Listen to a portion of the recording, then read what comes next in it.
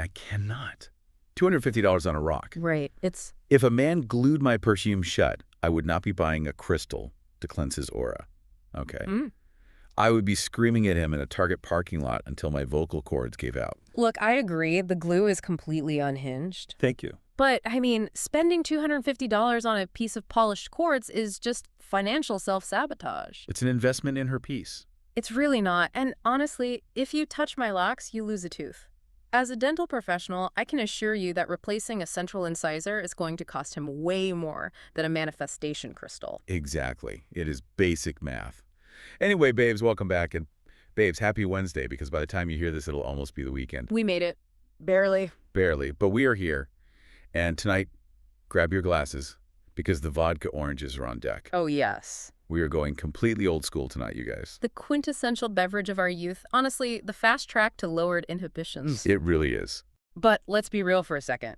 A vodka orange in 2026 is criminally underrated. So underrated. People act like you need, a mixologist with a leather apron and a handlebar mustache. Oh, my God, yeah. And a torch for, smoked rosemary, just have a good Friday night. Right. Sometimes you just need, vodka and a plastic jug of Tropicana. Yes. Why does this drink never go out of style? I'll tell you why. Because it instantly transports me back to being 22 years old. Sticky floors? Exactly. Standing in a crowded kitchen at a house party, my cheap heels sticking to the linoleum floor, just absolutely living my best unfiltered life. It's nostalgic. There is something so pure about a 2-ingredient drink. It doesn't pretend to be an artisanal experience. It's efficient. And frankly, sometimes simple drinks hit way harder than those pretentious, complicated cocktails. The ones that cost $24. Exactly. $24, and they take 15 minutes to assemble with tiny silver tweezers. A vodka orange is honest. It looks you in the eye. It looks you in the eye and says, I am here to elevate your mood, and I want to get there quickly. It strips away the pretense. Yeah. It really does. It's the comfort food of the liquor world. Perfectly said. But, speaking of things that require lowered inhibitions to tolerate, I need to confess something to you right now. Oh, boy. We have to talk about Pilates. Oh, are we doing this? Are we publicly outing our own complete lack of discipline right now? We have to. We owe the Snark Squad the truth. Because, babes, this was supposed to be our summer of becoming flexible baddies. We made the Pinterest mood boards. We bought the grip socks. The ones with the little rubber toes. Yeah. I bought 3 different matching athletic sets in pastel colors that I swore were going to, alter my brain chemistry. You really thought they would turn you into a morning person. I did. And yet neither of us has even unrolled a mat in 3 weeks. Not once. I think my expensive, sustainably sourced cork Pilates mat is currently being used as a scratching post for my cat. Oh, no, not the cork mat. My matching sets are basically just my going through the drive-through Dubai iced coffee uniform now. It's a look. But I genuinely want to know the psychology behind this. Does simply owning the expensive workout clothes count as fitness in some alternate dimension? I mean, we want it to. Can we absorb the cardiovascular benefits through the Bandex?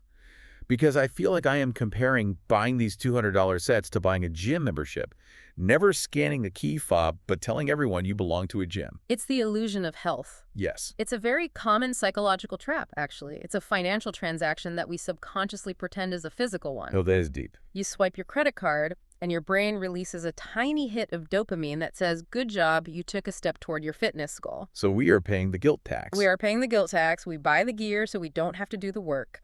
And honestly, instead of manifesting core strength this summer, I think we've mostly just manifested joint pain and stress. So much stress. And the cycle is vicious. Every single week starts with such pure intentions. Oh, Monday morning is a whole different vibe. Monday morning, I'm all about the green juice, the journaling, the aggressive hydration. I'm practically glowing. Delusional, but glowing. Right.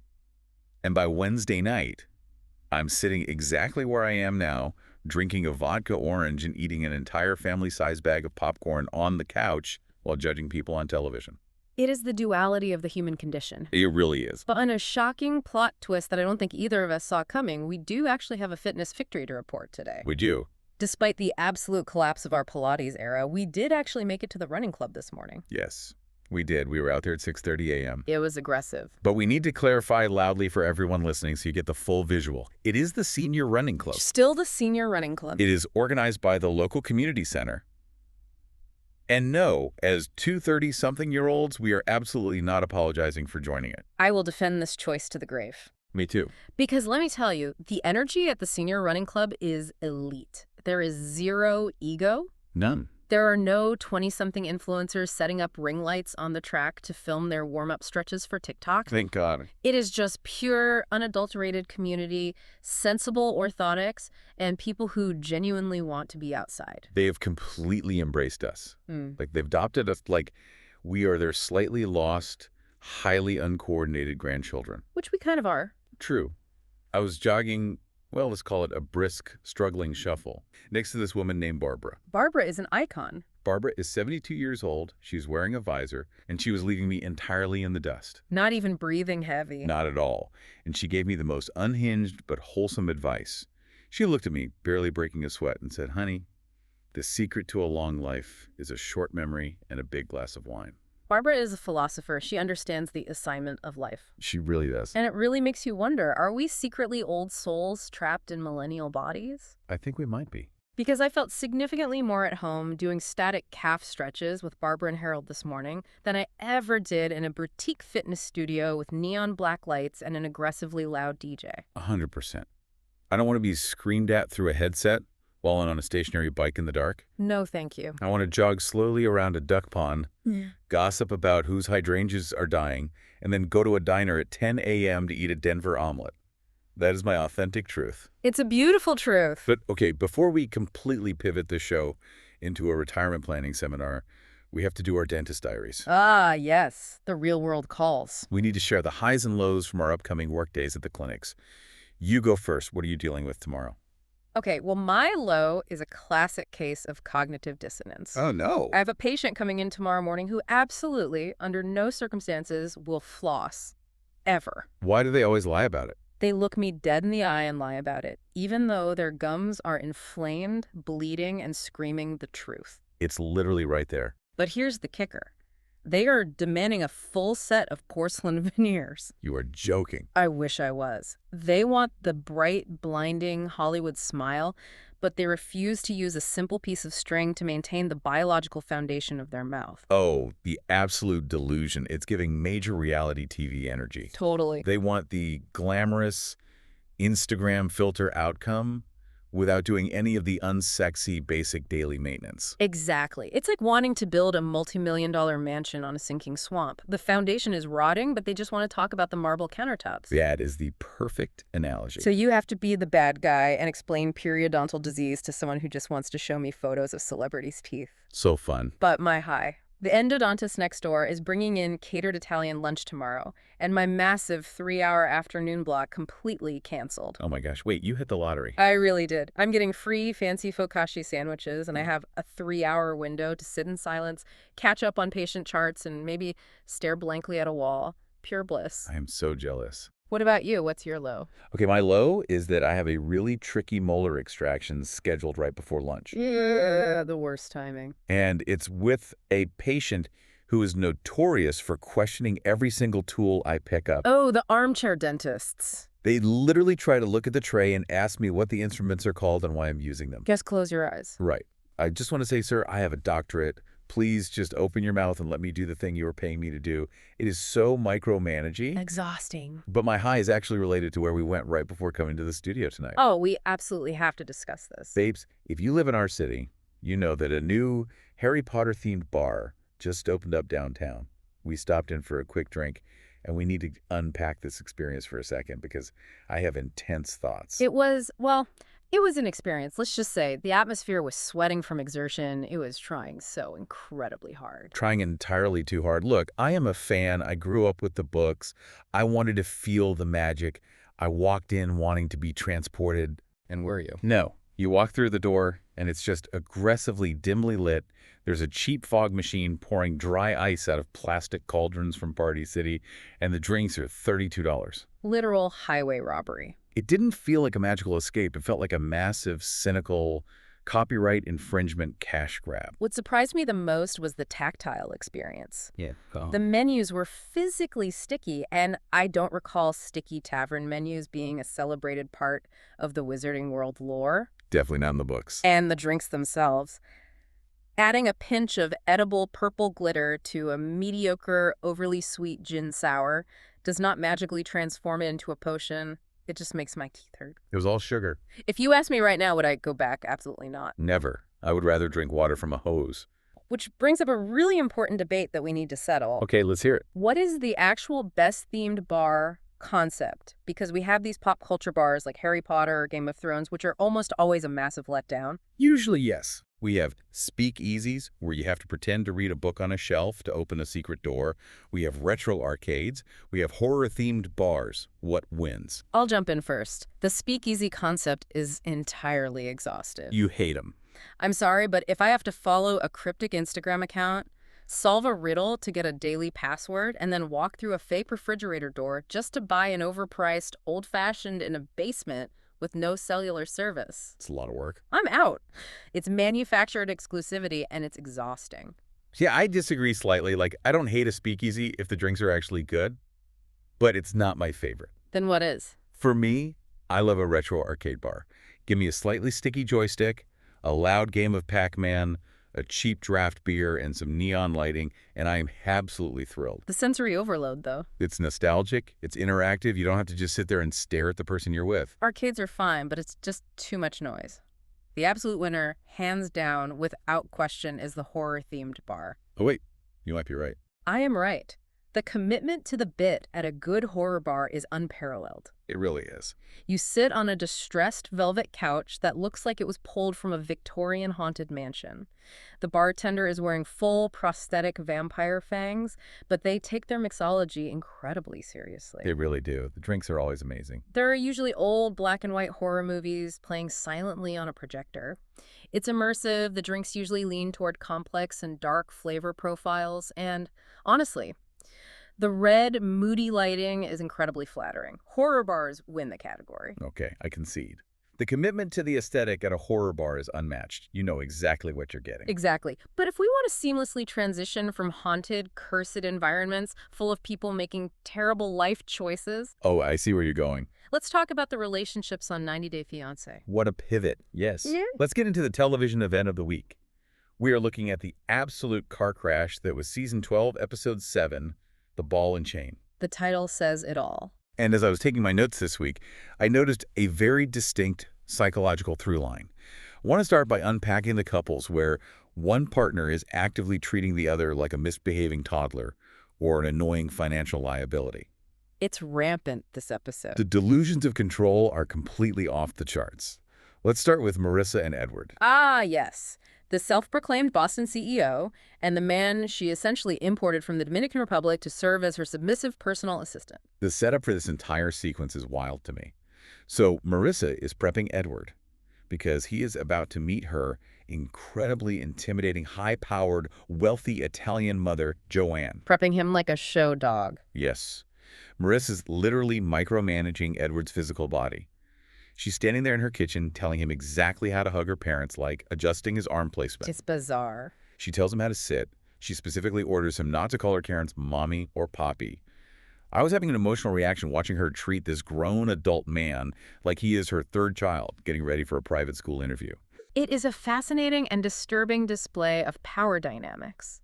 And let's provide some context for the Snark Squad. This isn't technically the first time they've ever met. Right, they met on vacation. They met briefly when Joanne visited the Dominican Republic, but this is the formal stateside interrogation. Marissa treats the entire interaction like she's a mid-level manager prepping a junior employee for a corporate performance review with the regional director. Yes. She is stripping him of his autonomy. Even when they are finally sitting down with the family at the restaurant, Marissa is hovering behind him. And then she literally taps him and says, "I'm ready to sit down now. How about you stand up so I can sit?" Because her heels hurt.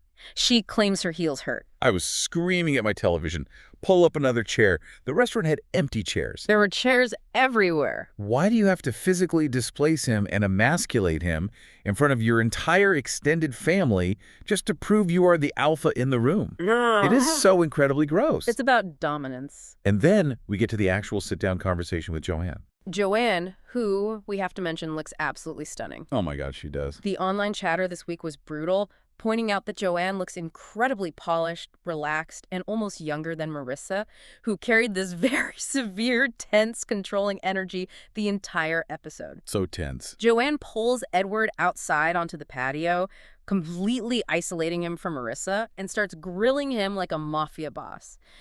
She basically looks at him and says, I know America's a wonderful place and people come here for opportunities, but what makes my daughter so special? Why are you really here? It is the ultimate trap question, the lose-lose scenario. But I actually thought Edward handled it well. Surprisingly well. He gives what I thought was a really honest, grounded answer.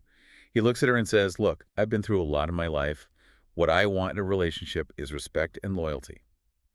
I'm sick of liars. A fair answer. He didn't give a flowery, fake speech. But Marissa and Joanne absolutely hate this answer.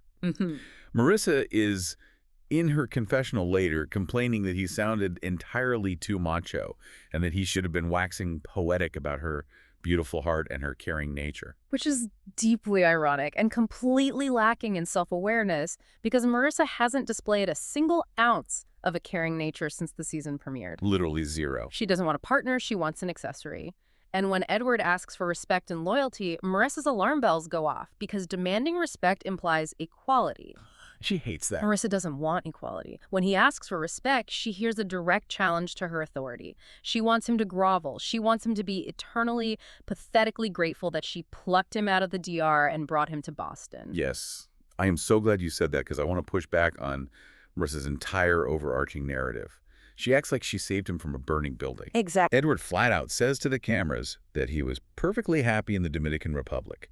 He had a community, he had friends, he had his family, he had a life he understood. He wasn't fleeing anything. He didn't come to America because he was desperate to escape poverty. He came because he fell in love and thought he was building a partnership with her. But instead he arrives and he is treated like an employee on a 90-day probationary contract. Why on earth should he grovel to these people? He absolutely shouldn't. But Marissa's entire psychological identity is wrapped up in being the boss. If she isn't controlling the situation, she feels vulnerable. It's all about control. She uses her financial leverage to keep him off balance. And speaking of using money and resources to keep your partner feeling small, we have to transition to the most egregious example of financial abuse disguised as a lifestyle choice. Thomas and Paula. Thomas and Paul. Oh my God, Thomas.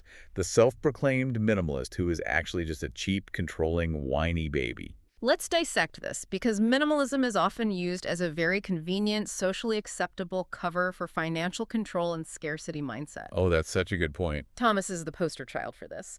Let's set the scene for the squad. Thomas is throwing a literal temper tantrum over Paula's perfume. So embarrassing. He claims he has severe allergies, his nose is running, his mouth is itchy, his throat is closing.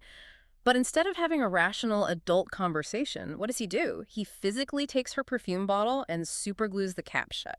I am fully 100% on Paula's side here. First of all, the internet sleuths were hard at work this week. Right. They pulled up old photos and videos of Thomas hanging out with his gym buddies, all of whom were drenched in cheap cologne, and he never says a word. Convenient allergies. He is weaponizing these supposed allergies purely to control her behavior. Supergluing a grown woman's personal property is psychotic, destructive behavior. It's completely out of line. And then, immediately after the perfume incident, they have a massive fight about basic furniture. Paula just wants a dresser to put her underwear in, and Thomas, the grand minimalist, offers her a tiny, flimsy, square plastic storage cube. He literally points to this sad little cube and says, when your clothes are busting out of the closet, then I'll get you a dresser. Disgusting. Think about the psychology here. He is enforcing a scarcity mindset. He wants her to physically feel small, unaccommodated, and temporary in his space. If she doesn't have a dresser, she doesn't truly live there, she's just a guest. It is infuriating. And this toxic environment is exactly what leads to the iconic $250 rock incident that we talked about at the top of the show. The famous rock. Alla is trying to survive in this barren, unloving, hostile apartment. So she goes out and spends $250 of her own money on a giant manifestation crystal to cleanse Thomas's terrible, heavy energy. Now I have to step in here. $250 for a piece of quartz is an absolute scam. I mean, true. The metaphysical shops see people like Paula coming from a mile away. It is a terrible financial decision. I'm not going to argue that it's a wise investment, but I will argue that it's her money. She brought that money with her from Brazil. That's fair. And Thomas completely loses his mind. He starts pacing the apartment, calling it a bad investment, acting like she just bankrupted them. But Paula fires back, and it was the highlight of the episode. It was pretty good. She looks at him and says, "When I met you, you were a shriveled grape who only ate meat, rice, and bananas. I showed you a whole new world. If you touch my rocks, you lose a tooth." The shriveled grape comment was incredibly accurate. I wanted to stand up in my living room and cheer for her. He desperately needs his energy cleansed. He is a walking, talking black cloud. While I appreciate her fiery defense, let's analyze the deeply manipulative financial maneuver Thomas pulls right after this fight. Oh yeah, the credit card. Because Thomas goes from screaming about a $250 rock to suddenly acting benevolent and handing Paula an American credit card with her name on it. But in his confessional, he reveals to the camera with this smug little smile that the card has a $25,000 spending limit. Wait, I was so confused by this. If he is so deeply terrified about her spending habits, why on earth would he give her a card with a $25,000 limit? Because it is a test and it is a trap. He is setting her up to fail. That is so sick. By giving her a massive credit limit, but constantly breathing down her neck and scrutinizing every single penny she spends, he creates a perpetual state of anxiety. He says he's terrified she'll go out and buy a car on a whim. As if she even knows how to buy a car here. Exactly. He complains to the camera that he legally has to sponsor her visa, but he, quote, didn't agree to sponsor her rocks. It's sick. It's like a landlord who refuses to fix the heating in your apartment so you're freezing all winter, but then gives you a $100 gift card to an expensive steakhouse just to say, look how generous I am. It's all about optics for him. His financial priorities are completely warped. He refuses to buy a basic wooden dresser for their shared home, but he hands her a trapped credit card to test her morality. And Paula, bless her heart, is just completely oblivious. She really is. She literally says to the camera that in Brazil, money just shows up when she needs it. She is living in a realm of magical thinking. Sociologically speaking, financial incompatibility is one of the absolute leading causes of divorce. And these two are essentially speaking completely different languages when it comes to money. Totally. Thomas operates from a place of intense fear, restriction, and control. Paula operates from a place of magical abundance and manifestation. There is no middle ground here. It is a disaster waiting to happen. It really is. Okay, so we've covered the control freaks and the financial abusers. Now we need to naturally transition to the next theme I picked up on. The X's and the absolute unmitigated audacity. The audacity was flowing this week. I am talking about partners who refuse to give up their single life behaviors and boundaries. We have to talk about Josh and Katie. The audacity of Katie is truly a subject that requires clinical medical study at this point. We are at Katie's 27th birthday party. They are at a loud, crowded bar. And Katie, wearing this permanent, unbothered, slightly terrifying smirk on her face, drops an absolute nuclear bomb on Josh. Just completely casually. She casually turns to him and tells him that she invited Ryan to her birthday party. Let's remind everyone listening exactly who Ryan is, just in case you forgot the lore. Please do. Ryan is the guy from Katie's local run club that she fully made out with at Oktoberfest 4 separate times. 4 times. And she did this while she was officially exclusively dating Josh. In fact, Josh was literally right there in Europe when it happened. It makes my stomach turn. And the worst part is how she defends it. She looks at Josh and says, "Oh, that was just my chaotic era." As if that excuses anything. And I'm looking at my screen, spilling my popcorn, screaming, "Girl, your entire life is a chaotic era. You are 27 years old, not 19. You cannot just slap a quirky TikTok therapy label like chaotic era on your terrible cheating behavior to avoid accountability." It's so immature. She actually proposes, directly to her fiancé, a competition to see who can kiss the most random people at the bar that night. And this is where we really need to analyze Josh's behavior. Because we can criticize Katie all day, But Josh is reaching critical historical levels of simp behavior. Ah, poor Josh. He is clearly furious. You can see his body language completely shift. His jaw is clenching. His face is turning bright red. His shoulders are tight. But what does he actually do? Nothing. He gives a little nervous, high-pitched laugh. Yeah. He does absolutely nothing to set a firm boundary. He doesn't say, if he walks in, I walk out. He is a willing participant in his own misery at this point. See, I disagree with you blaming Josh. I want to rescue him. He needs rescuing, but he won't jump in the boat. He moved to a foreign country. He doesn't have a support system here. He's completely dependent on her. What is he supposed to do?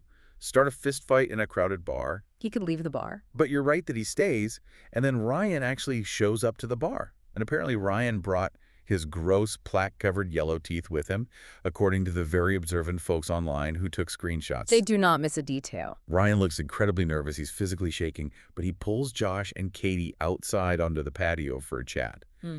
And Ryan has the absolute nerve to look at Josh and say that he and Katie have deep conversations about what she wants in life, heavily implying that Josh doesn't truly know her on an emotional level. The disrespect is multi-layered. This is a classic psychological manipulation tactic called triangulation. Okay, tell me more. Katie is triangulating these two men. She thrives on the validation and the attention of having them fight over her. Or, more accurately, having Ryan poke and prod at Josh while Josh passively absorbs the disrespect. It's sadistic. She enjoys watching Josh squirm because it reassures her that he won't leave her no matter how terribly she treats him. And the complete lack of empathy from Katie is astounding. Earlier in the episode, before the party, Josh is sitting on the bed trying to explain to her how heavy and stressful it is to move across the world, to be an immigrant in America, completely reliant on her for his visa, his housing, his entire life. A massive burden to carry. And Katie just shuts him down. She complains that cohabitating is stressful for her because she's not used to having someone in her space. She completely dismisses his massive life-altering sacrifice because she has to share a bathroom sink. Exactly. She lacks object permanence for other people's emotions. If she isn't personally feeling it in that exact second, it doesn't exist. So selfish. She is incapable of stepping outside of her own perspective. Which brings us to another couple battling over an ex, but in a very different way.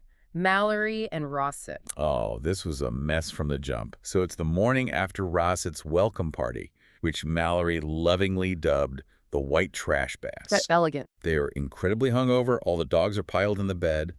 And Rossett is in the kitchen making this elaborate, spicy Turkish breakfast. A breakfast that he explicitly warns Mallory is going to make their, quote, buttholes hot. I am dying.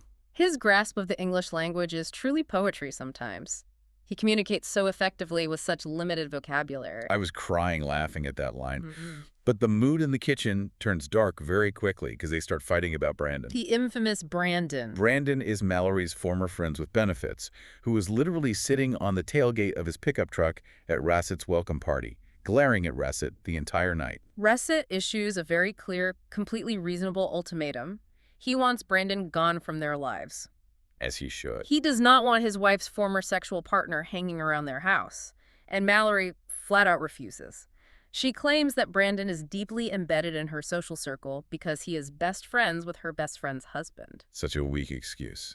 She essentially tells Rossett that he just has to deal with it, and then she drops the ultimate defensive, manipulative line.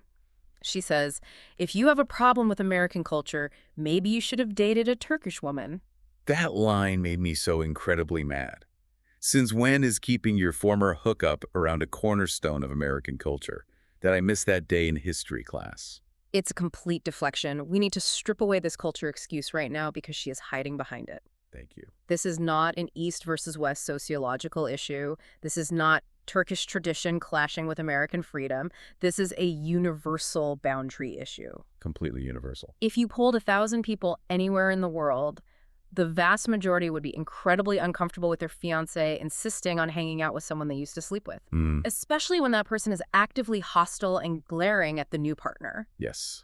Mallory is using culture as a shield to protect her own selfish desire to not rock the boat with her local friend group. She wants the exotic foreign fiancé, but she doesn't want to change a single aspect of her daily life to accommodate him. It's a cake-and-eat-it-too situation. She expects Rossett to just swallow his discomfort and his pride, while he's given up his entire life, his native language, his country, to be with her. the compromise is entirely one-sided. It is deeply unbalanced. She views him accommodating her friends as a requirement, but views her accommodating his comfort as an infringement on her rights. Exactly. Which leads us perfectly into our third major theme of the night, disrespect and delusions of grandeur. We are moving to the partners who are completely out of touch with reality. Let's start with Annabelle and Shay. Shay is the walking, breathing definition of a frat boy who aged out of the fraternity 10 years ago, but refuses to accept it. Absolutely. So Shay is currently in the doghouse because he was caught at a bar tap kissing a bartender's fake boobs. I don't even fully understand the physics of that, but it's gross. It's juvenile. Because of this, Annabelle has literally grounded him. The dynamic here is deeply disturbing.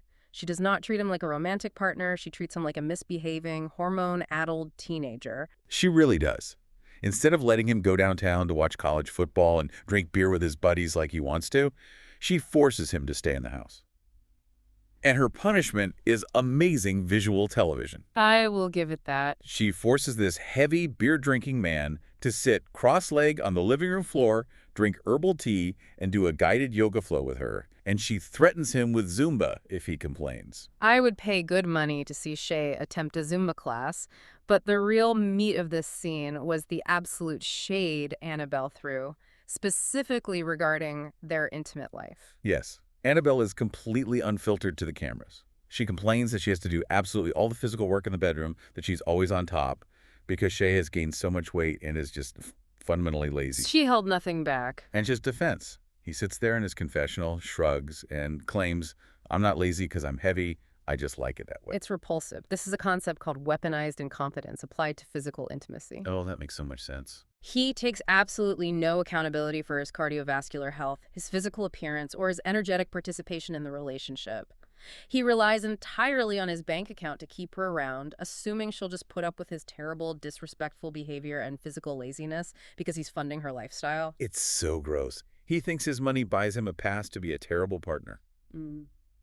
Okay, let's fly completely across the world to Nigeria and talk about Maxwell and Ashia. Talk about delusions of grandeur. Ashia operates on a level of self-righteous confidence that is almost terrifying to witness. She really does. So Ashia is in Nigeria, finally reuniting with Maxwell, and she has rented this large furnished apartment for everyone to stay in. Her mom, Maxwell, his parents, his sisters. All under one roof. But she insists that she and Maxwell sleep in separate bedrooms until they are officially married.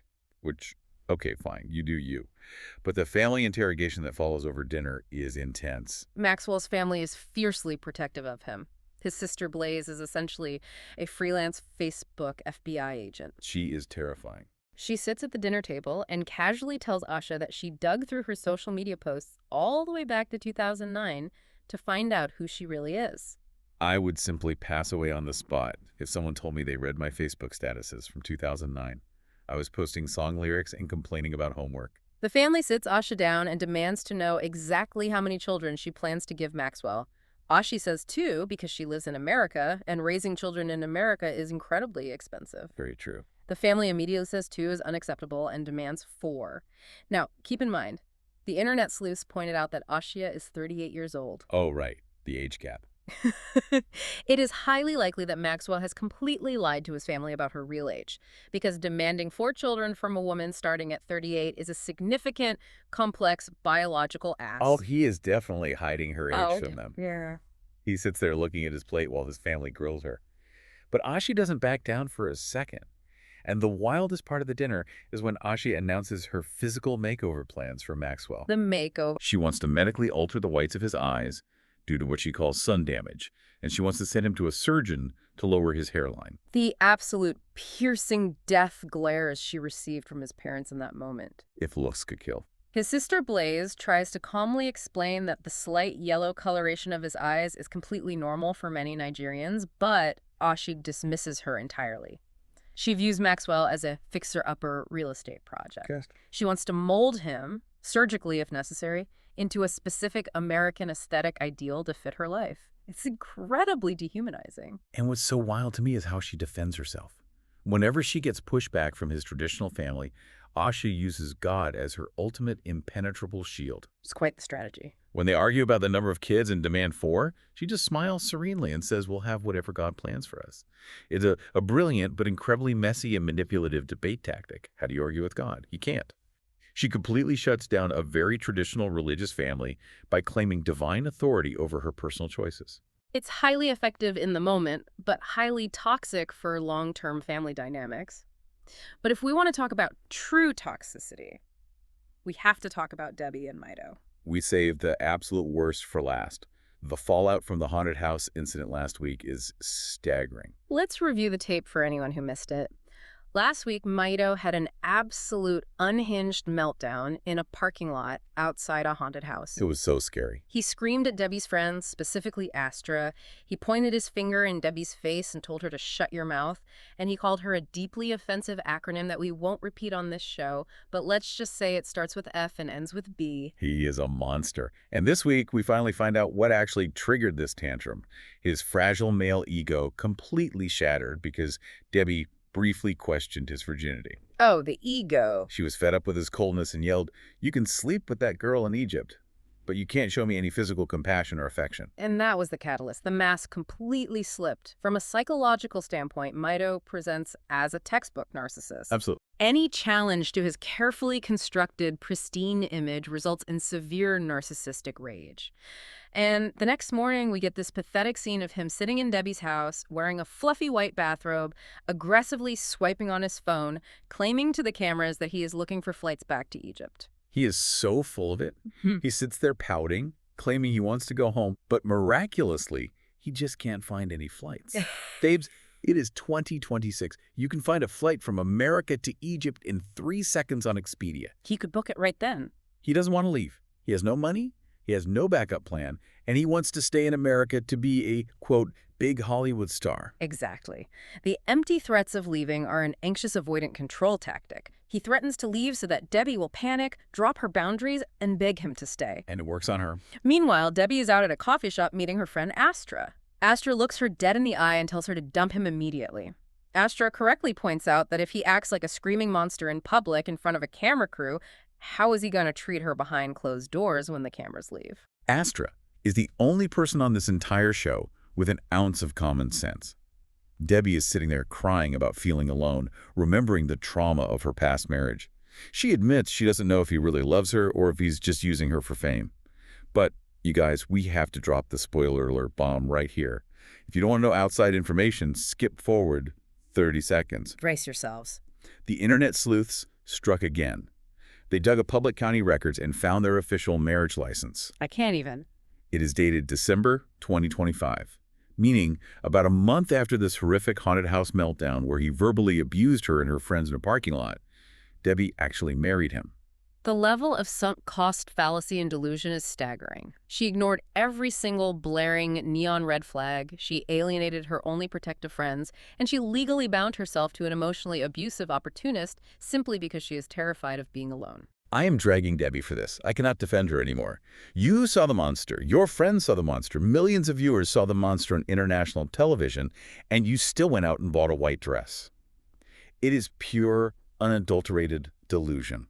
Which brings us organically to the point where we need to make some rulings. Let's act as the ultimate immigration authorities today. For our first segment, visa approved or denied, let's start with the man of the hour, Mido. Oh, visa denied. Denied, stamped in red ink, passport shredded, put him on the next miraculously available flight to Egypt. Sent him packing. He is a monster who verbally abuses women and contributes nothing to society but badly edited AI headshots. Absolutely denied. He is clearly using the K-1 visa process not for love, but as a stepping stone to a Hollywood career that will never happen. Never, ever. He lacks the talent to make it on his own, so he is parasitically attaching himself to a vulnerable, insecure, older woman to bypass the immigration line. Denied. Okay, next up, Katie.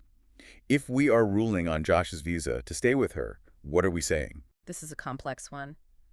Visa denied for Josh, but not because Katie is committing immigration fraud. Then why? Visa denied because Josh needs to be legally barred from making decisions that ruin his own life. He is a willing victim at this point, and we need to save him from himself. See, I want to rescue Josh. I want his visa approved, but I want him immediately relocated to a witness protection program in a different state, like Idaho. far away from Katie and her chaotic era. Idaho would be good for him. He seems like a genuinely nice, polite guy who is just completely under the spell of a toxic party girl. Nice guys who accept terrible treatment often have their own underlying psychological issues, specifically regarding self-worth. He's choosing the chaos because he thinks he can't do better, but for his own good, denied. Send him back to the UK where he can drink tea in peace. All right, what about Ashia? She's the American citizen, so let's rule on Maxwell's theoretical spousal visa. This is so hard for me because part of me loves her unapologetic boss energy. She walked into that Nigerian household and did not back down for a single second from a very intense family. But the eyeballs, visa pending. Physically altering a man's eyeballs because you don't like the aesthetic tint is a step too far into mad scientist territory for me. I'm also going with visa pending. I respect her ability to firmly set boundaries with the family, but the way she weaponizes religion to shut down all logical conversation and the way she wants to physically customize her partner like a Build-A-Bear is deeply concerning. Deeply. We need further psychological evaluation before a green card is issued. Agreed. Okay, looking at the overarching behaviors this week, we need to do some red flag passport control. We have to identify the biggest red flags from the episode and rank them from concerning to absolutely catastrophic. Let's start at the base level concerning. I submit Thomas supergluing Paula's perfume shut. Yes, it is highly concerning because it's destructive, but it's not physical violence against her actual person. Right. However, it shows a willingness to destroy her property to enforce his own comfort, which is a very dangerous, slippery slope. Exactly. It's the physical manifestation of his desire to control her environment. He couldn't control her actions, so he destroyed her belongings. Next level up, major alert. Major alert has to be Katie inviting Ryan to her birthday party. Inviting the man you made out with at Oktoberfest to a bar where your fiancé is currently celebrating your birthday, that is psychological warfare. It is a profound, breathtaking lack of respect. It shows she values the ego boost and attention of an ex over the security and emotional safety of her current relationship. Oh, She thrives on the triangulation and the drama. It is a massive alert that this marriage, if it happens, will not be monogamous or peaceful. and finally, the top tier. Absolutely catastrophic. Mido, screaming at women in a public parking lot. Calling his fiancé an FNB, pointing his finger in her face and telling her to shut her mouth. But the truly catastrophic part isn't just his behavior, it's that Debby married him a month later. Yes. That is the ultimate catastrophe, the complete collapse of self-worth and personal boundaries. It literally makes me sick to my stomach. Okay, let's lighten the mood just a little bit. Imagine if we took these cast members and threw them onto modern dating apps like Hinge or Tinder today. How would they fare? Let's start with who gets the most matches. Objectively speaking, based on the algorithms, it has to be Marissa. Really, even with the intense, terrifying boss energy. Yes. Think about it. She has that polished Boston CEO look. She clearly has money. Her profile would be full of high-end dinners, aesthetic vacations, and power suits. Men love that, though. She would attract a very specific demographic. Highly ambitious men looking for a power couple dynamic to boost their own status, or, conversely, highly submissive men who want a sugar mama to tell them what to do and fund their life. The algorithm would love her. Okay, I can see that logic. Who gets instantly blocked by everyone? Shay. Without hesitation. Oh, I gagged just thinking about his bio. Yeah. His bio would literally say, fluent in sarcasm, looking for a girl who doesn't take herself too seriously, God like you on top, with the main picture of him holding a giant slimy fish he caught. And a secondary picture of him holding a red solo cup from a tailgate party 10 years ago. Gross. The pure, unfiltered frat boy energy, combined with the unapologetic physical laziness, women would be actively reporting his profile for visual terrorism. Instantly blocked. Visual terrorism. I love it. Okay, who is secretly a catfish? Mido. We already know this for a fact. He literally is. Have you seen his actual Instagram account? He uses those heavily AI-generated Facetune headshots to look like a brooding Hollywood action star. He edits his jawline to look like Batman. He does. And then you meet him in person for a coffee date, and he's a 41-year-old man having a tantrum in a fluffy white robe because he can't afford a plane ticket. The ultimate disappointing catfish. So true. And finally, who writes the worst bio? Thomas. I can picture the prompt answers perfectly. It would be a bulleted list of demands. Demands. Minimalist. Will not buy you furniture. Must enjoy eating only unseasoned rice and ground meat. No perfumes or scents allowed. Swipe left if you believe in crystals, joy, or having your own dresser. Must be willing to live out of a plastic bucket. It would be terrifying. Okay, to wrap up our analysis, we have to look at the relationship survival odds. We have to assign survival percentages to these couples based on the psychological profiles we've built. Let's start with Mallory and Resset. Give us the hopeful take first. Okay, I'm going to try to be the hopeful one here. I'm giving them a 60% chance of survival. Hear me out. When they aren't fighting about Brandon, they actually have really good, fun chemistry. Do they, though? They do. They laugh together in the kitchen. They joke around. If Mallory can just grow up, mature a little bit, and realize her actual marriage is more important than keeping her former FWB around for ego strokes, they could make it. I appreciate your optimism, but I am remaining deeply skeptical. I give them a 10% chance. 10%. The resentment is already too deep. Rasset feels isolated, mocked, and disrespected in a foreign country, and Mallory is fundamentally unwilling to prioritize his comfort over her social life. That is a rot at the foundation of a marriage. It will not hold long term. Okay, what about Thomas and Paula? I want to hear your defense of this one. I'm giving them 40%. They're quirky. Yeah. Opposites attract, right? She brings the magic and the crystals and the energy. He brings the weird stretching against the wall and the minimalism. Maybe they balance each other out eventually. 0%. Absolute 0%. Financial incompatibility is the ultimate relationship killer. You're probably right. Love and crystals do not conquer a $25,000 credit card trap and a refusal to buy your partner a dresser. They fundamentally despise each other's core values regarding money, lifestyle, and security. It will end in a fiery explosion of super glue and shattered amethyst. You are so bleak. Okay, well, you can't give a 0 to this last one because they literally did it. Debby and Mido. I am forced by the laws of documented reality to give them a 100% survival rate because the public records show they actually got married. I will concede that the wedding ceremony had a 100% success rate. However, I am giving the marriage a 0% chance of surviving past the arrival of his physical green card in the mail. The moment he has legal permanent residency and can freely move to Los Angeles to pursue his delusions of acting, he will drop her immediately. The relationship is already dead. The corpse is just waiting for the government paperwork to clear. Wow. You just read them to filth, and I cannot disagree with a single word of your analysis. Babes, this conversation was a lot. We have reached the end of our unpacking tonight, but we need to hear from you. We have several questions for the Snark Squad. First, have you ever joined an unexpected club or hobby group, like our senior run club, and found out it was exactly what your soul needed? Please tell us. Also, we need to settle the bar debate. What is the absolute best or absolute worst themed bar you have ever visited? Do you pay $30 for a drink that tasted like dishwater and dry ice? We want the messy details. Regarding the show, which 90-day couple are you actually rooting for? Is there any psychological hope for any of them? And conversely, which couple should absolutely, under no circumstances, be getting married? Even though we know some of them already did. Let us know in the comments or shoot us a message. And as always, thank you for listening. Remember to subscribe to the show, leave us a 5-star review, it really helps us out, and share this with a fellow reality TV-loving babe who needs to unpack the mess with us. Before we go, we want to leave you with a final provocative thought to chew on this week. We watch these shows, and we are so quick to judge the foreign partners for using the Americans for a green card. But look closely at the Americans this season. Look at Marissa, Thomas, and Ashia. Is the modern K-1 visa process actually just a mirror reflecting our own deepest insecurities? It's a fascinating sociological question.